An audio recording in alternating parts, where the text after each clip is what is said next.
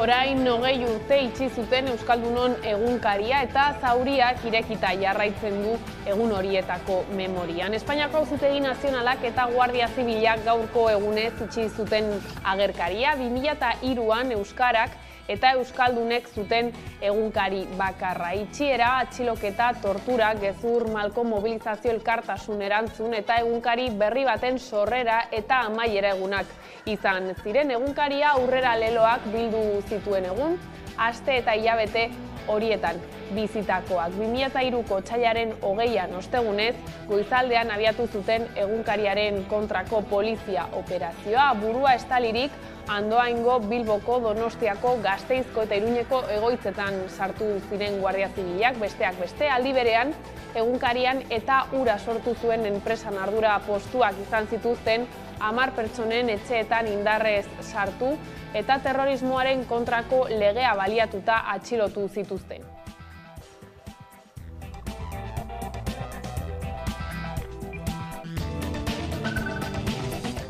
Arratsaldeon, Nafarroako gobernuak eta euskaltzaleen topaguneak hitzarmen berria sinatu dute Euskarak 365 egun programa gauzatzeko asmoz. Gazteen artean euskararen erabilera soziala sustatzeko helburua duen hitzarmenak 155.000 euroko aurrekontua izango du. Oskar Zapata euskaltzaleen topaguneko zuzendaria.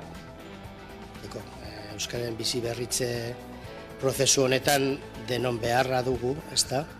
Eta kasu honetan, hitzarmen honek badu balio simbolikotik haratago, balio ere importante bat eta bada nolabait marko egonkor bat eskaintzen duela halako tamaina honetako proiektuak ongi eraman ahal izateko. Bankuek eta enpresa elektrikoek azken eguna dute gaur Espainiako gobernuaren zergaren lehen zatia ordaintzeko. Hala ere, bankuek zein enpresek ordainduko duten zenbatekoa itzultzea bilatuko dute. Horretarako, administrazioarekiko auzi errekurtsoak jarriko dituzte. Aiara Durreta. Gaur amaitzen da Madrilgo gobernuak bankuei eta konpainia elektrikoei ezarritako ezohiko zerga ordaintzeko epea. Naiz eta entitateek zergarekin ados ez egon, gaur likidatuko dute zergaren 50% eta irailean gainontzeko 50% ordainduko dute. Bankuek zerga berriaren aurkako helegitea idatzi dute eta behin ordainduta epaitegietara eramango dute gaur. Zerga arautzen duen legeak aurreikusten du 2019an interes marginaren eta Komisio Gordinaren artean 800 milioi euro baino gehiago lortu duten entitateek 9,8% ordaindu beharko dutela bi kontzeptuetan 2022 eta 2023 artean. Eta zeintzuk betetzen dituzte baldintza horiek? Besteak beste, Kutxabank, Santander, BBVA eta Sabadell bankuek. Eta kanpoan gelditzen dira berriz, banku txikiak eta atzerriko banku batzuk. Bilbon, Kutxabankeko langileek bizi duten egoeraren berri eman dute gaurkoan, ELA, Comisiones Obreras, LAB, Pizkanaka, Kaskari, ALE eta Asprobank sindikatuek. Horrez gain, egoera salatzeko mobilizazioak iragarri dituzte. Aiara. ELA, LAB, Comisiones Obreras, ALE, Pizkanaka eta Asprobank sindikatuek grebara deitu dituzte Kutxabankeko langileak otsailaren 24rako. Beharginek bizi duten egoera larria ohartarazi dute.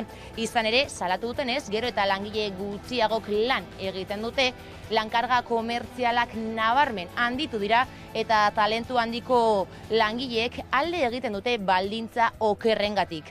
Hala datuak ere eman dituzte, izan ere 2014 eta 2022 urte artean ia 300 bulego itzi dituzte eta ia 1500 langile gutxiagok lan egiten dute.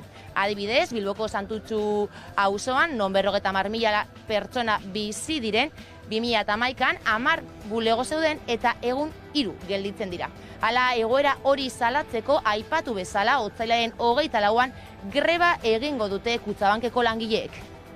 Ez dela arazoa orain saldu behar ditugula lehen saltzen egituen produktuak, baizik eta orain 10 urte, 20 urte, gure plantillan 1.500 edo 2.000 pertsona gehiago zeuden bezeroi arreta eta zerbitzua emoteko eta behar saldu beharreko produktuak saltzeko edo komerzializatzeko eta gaur egun egoera asko ezberdina da. lehen bulego baten 10 pertsona egin behar zuten lana, orain 5 pertsonek egin behar dute lana. Horretaz ari gara presio komertzialaz. Ez dugu esan nahi, orain izan ditugula beste produktu mota batzuk, edo ezberdinak, edo ez gaudela kapazitatuak, ez gaudela gaitasuna produktu horiek saltzeko.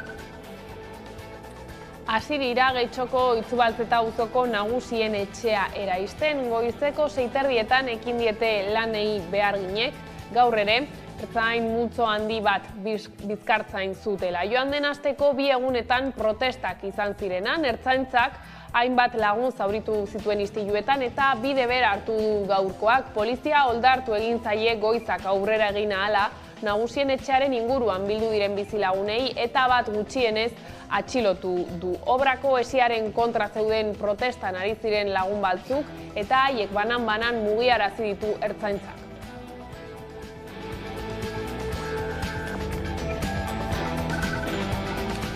Otsailaren 25ean egingo da 40 minutu rock badatoz lelopean. Pandemiak eragindako etenaldiaren ostean, bueltan da 40 minutu rock euskal presoei, errefusiatuei eta ieslariei elkartasuna adierazteko jaialdia 13 talde igoko dira Oholtzara.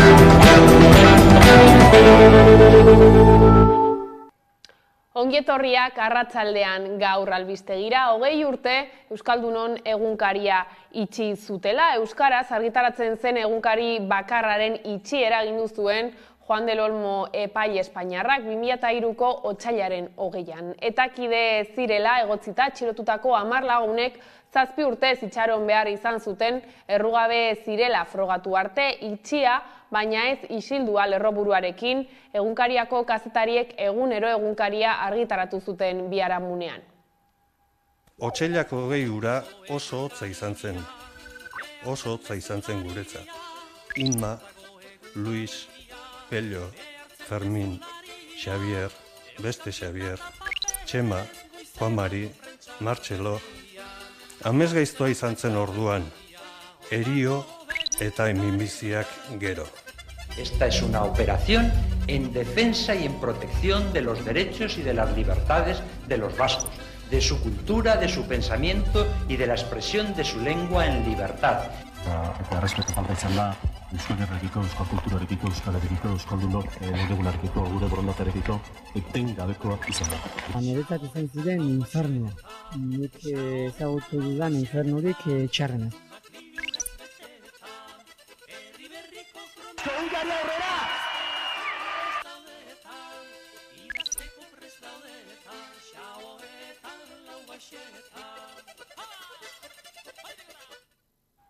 Euskal Herriko hiri eta herri askotara edatuta dago kantu jira eta hainbat lagun elkartzen dira hilean behin euskaraz kantatzeko. Ohitura Ipar Euskal Herrian loratu zen eta gero sortu zen kantu jira Donostian 2003ko otsailean. Asmo zehatz bat izan zuen Euskaldunon egunkaria kazetaren itxiera salatzea, izan ere berehala hasi ziren elkartasun eta babes keinuak eta horietako bat izan zen kantu jira antolatzearena. 20 urte bete dira ordutik eta urteurrena gogoratzeko kantu jira egin zuten atzo Donostian.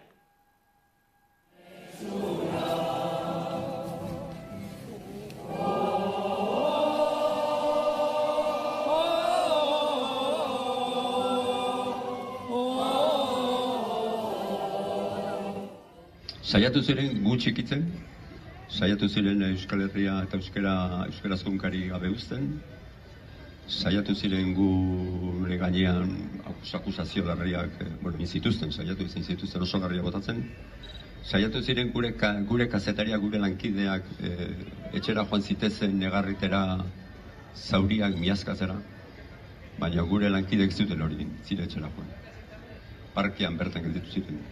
Era askotako babesa jaso unuz, kolektibo, sektore, normanako, antolatuta, antolagabekok, eta guretzan, netzako oso pozgarria da jendeari izatea, Tolosanera atatzen dira kantajirako, eta kantujirako izatea. Baina kantujira sortu zela Euskaldunon egunkariaren ondoren, eta ondorioz Euskaltzale talde batek erakizun guazen alde zerra kantatzea, eta askotan kontatu eta hau.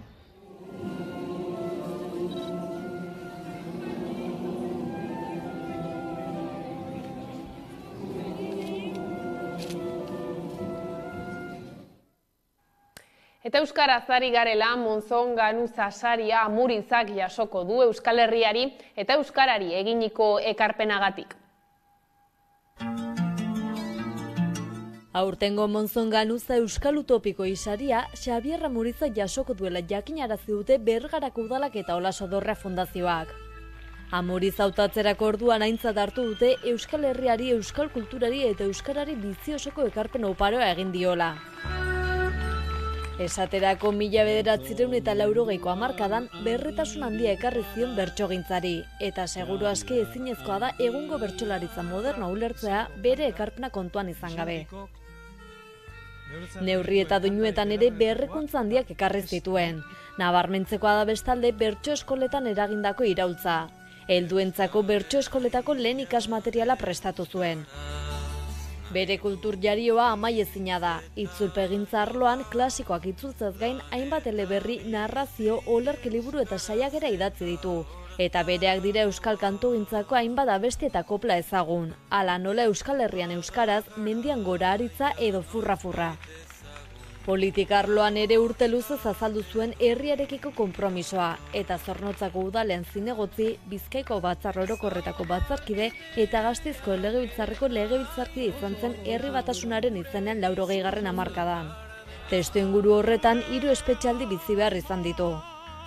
Bada Amurizaren ibilbideak Telesforo Monzonen eta Josefa Ganuzaren balorekin bat egiten duela ikusita, hala nola herri honekiko maitasuna, euskarari eta kulturari emaniko lehentasuna, Nafarroaren garrantzia euskal historian edota batasunaren balioa, martxoaren 16an Bergarako seminarizioa aretoan jasoko du saria Xabier Amurizak.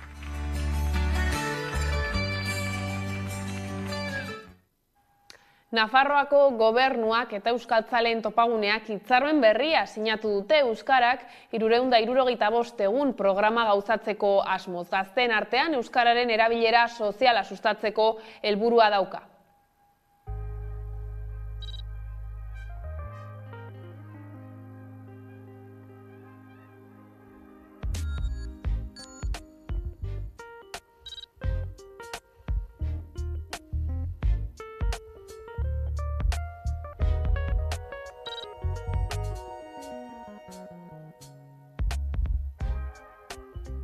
Euskararen bizi berritze prozesu honetan denon beharra dugu, ezta?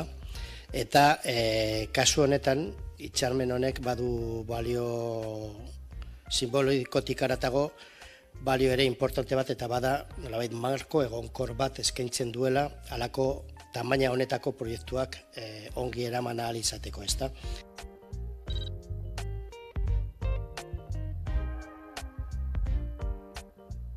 Gogoratu nahi dut, konpromisoaz hitz egiten duen gobernu akordio batekin hasi genuela legealdia, Nafarroko errealitate kultural eta soziala babesteko konpromisoa, euskarak mundura irekita gizarte gisa dugun balioa biderkatzen duela iruditzen zaigu. Gure erkidegoari balioa eta beraztasuna ematen dion komunikazio tresna da.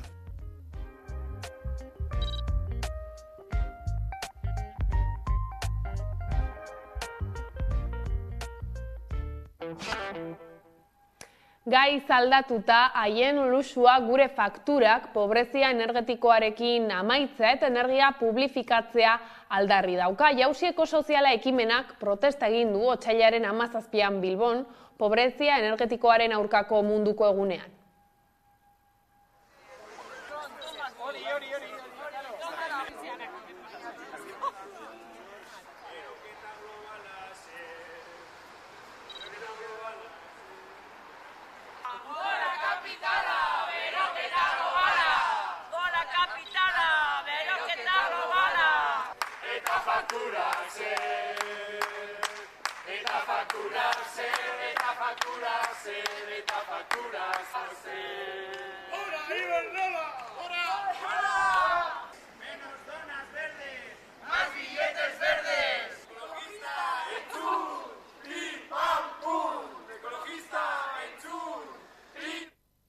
EAEko industria enpresen lehen energia komunitatea sortu dute Eibarren. Tekazitain izeneko energia komunitate industrialak 357 plaka fotovoltaiko instalatuko ditu, 156 kilobateko sortuko dituztelarik.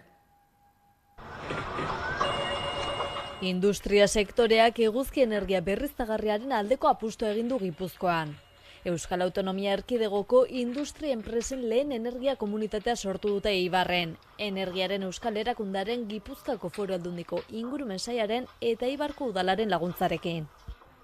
Tekazitain izeneko energia komunitate industrialak 357 plaka fotovoltaiko instalatuko ditu 156 kilobatio sortuko dituenak, eta horrela industrialdeko 8 enpresa hornituko ditu. Ala nola, H Herramientas, Code Syntax, Jana Instruments inkubagailua Eibargunea, Jose Maria Irazabal, Manufaktura Resort, Neurtek eta Teleapostoak enpresak. 1096 metro karratuko azalera osoarekin instalazioak 156 kilobatio sortuko ditu, eta urteko faktura elektrikoan asko aurreztea ahalbidetuko du. Izan ere, eguzki plakek sortzen duten energia enpresa bazkiden guztizko kontsumoaren 125% da gutxi gora bera. Fakturatik deskontatuko zaie zuzenean eta ez dute ordainduko ez bidesaririk ez kargorik. Energia komunitate honen bidez urtean 972 tona CO2 isurtza saiestuko da. Hau da, 25 urtean emisiak xurgatzen dituzten 3891 zuet landatzaren baliokidea. Ildo horretan proiektuak industrialde horretan dauden enpresen energia autonomia handitzeko helburua du. Poligonoan garatzen den jarduera ekonomikoaren deskarbonizazioa nabarmen hobetzeko eta bertan dauden enpresen energia lehiakortasuna handitzeko. Plaka fotovoltaikoarekin batera panelek sortutako energia biltegiratzeko sistema jartzea aztertzen ari dira. Aurrera begira halaber, ez dute baztertzen instalazioa handitzea, interesa duten enpresa berriak komunitatean sar daitezen. 2 kilometroko erradioan dauden enpresek bat egin ahalko lukete.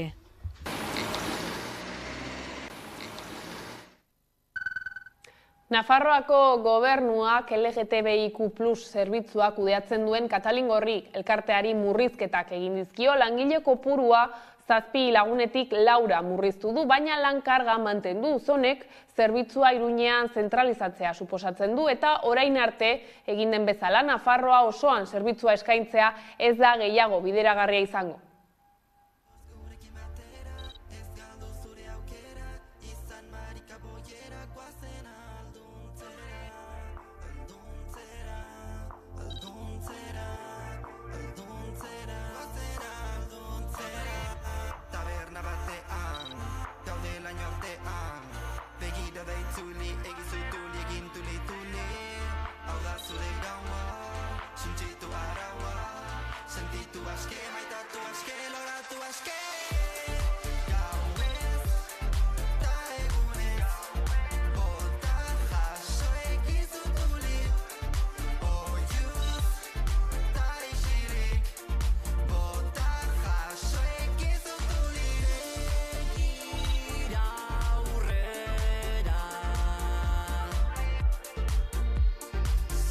Katxe porreta, katxaren gureren aurrekontua murriztu dute, eta 3 langile kaleratu. Horregatik, otsailaren 25ean, atxaldeko 6etan, Gazteluen Parantzan elkartuko gara, mani zoragarri bat egiteko, kariño. Gora, Eta gizarte arloan Kaminuz elkarteak Gurpildun aulkian Euskal Herriko lehenengo itzulia antolatu du. Ruben Zuluetak eta Jose Ignacio Fernandezek Kaminuz elkartea osatzen dute, Antonio Gonzalezekin batera 3, ekainaren 21ean hasiko dute Euskal Herriko itzulea. Kaminuz elkartea irabazi asmorik gabeko Arabako elkartea da, eta desgaitasuna duten pertsonen aldeko elkartasun proiektuak garatzea eta gaixotasun arraroak ikertzeko funtsak biltzea ditu helburu. Vital Fundazioarekin elkarteko kideak batu dira eta antolatu dute Euskal Herrian gurpil aulki elektrikoan egingo den lehenengo itzulia.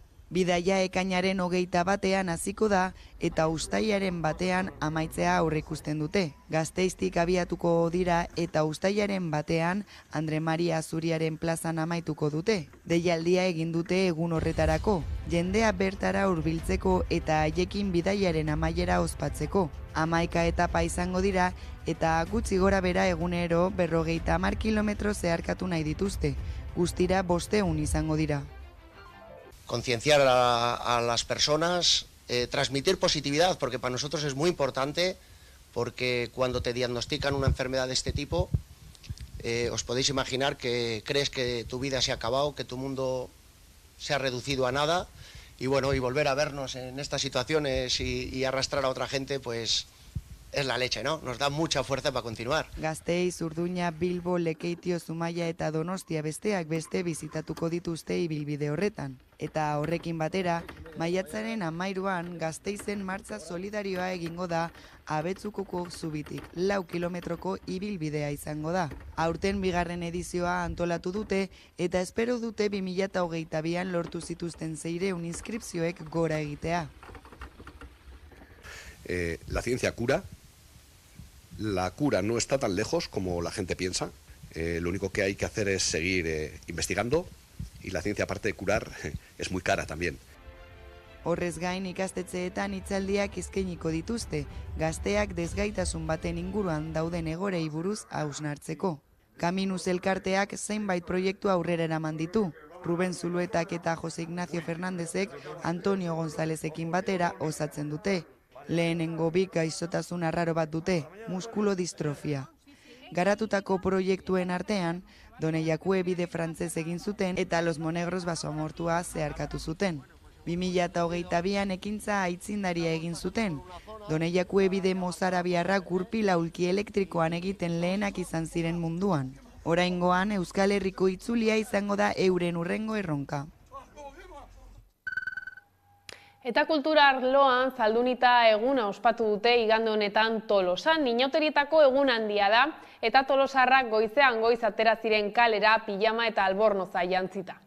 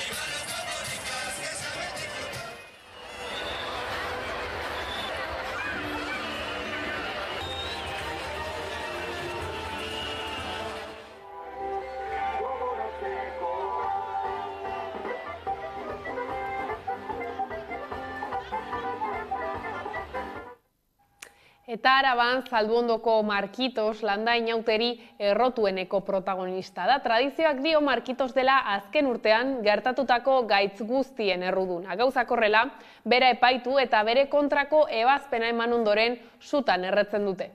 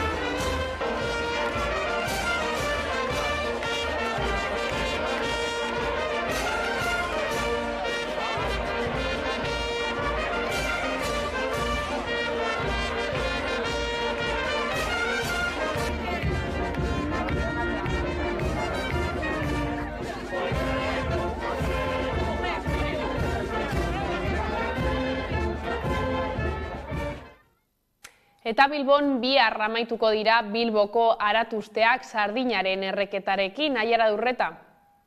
Eguraldia lagun Bilboko kaleak lehertzear egon dira asteburuan. Azkenean, bai, 4 urte eta gero Bilboko aratusteak bueltatu dira. Eta bilbotarrak gainera irrikitan zeuden, baina lasai egon bihar arte luzatuko direlako Bilboko inauteriak. Zehazki, sardinaren ikuskizun klasikoarekin bukatutzat emango dira Bilboko 2023ko aratusteak. Baina nola hasi ziren? Zarambolaz eta farolin pertsonaien epaiketarekin. Aurten gainera protagonistak izan dira aktoreak eta Lander Otaolak zarambolaz pertsonai arroputza eta Ilenia Baglietok farolin pertsonai ondo bizia pertsonifikatu dute.